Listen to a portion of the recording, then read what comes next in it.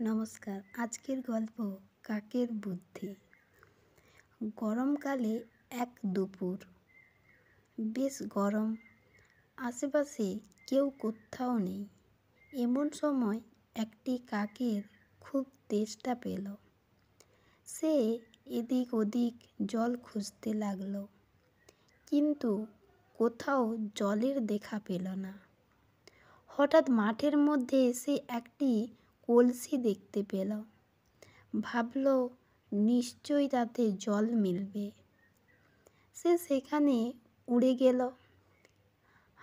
জলের দেখা মিলল বটে, তবে তা কলসির একেবারে নিচে।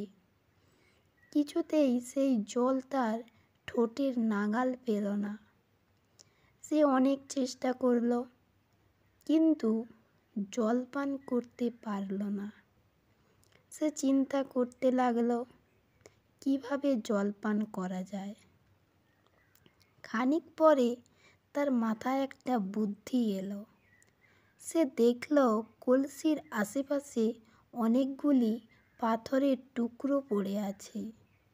কাকটি একটা একটা করে পাথরের টুকরো ঠোঁটে নিয়ে কলসির মধ্যে ফেলতে লাগলো। অনেকগুলো পাথর ফেলার পর কলসির জল উপরে উঠে এলো। এবার কাকটি প্রাণ ভরে জল পান করে তার তেষ্টা মেটালো। এই গল্পে নীতি কথা হলো, ইচ্ছে থাকলেই উপায় হয়। কাকটি একটু কষ্ট করে বুদ্ধি করে নুড়ি পাথরগুলি ফেলেছিল বলেই না সে জল খেতে পেল। নমস্কার।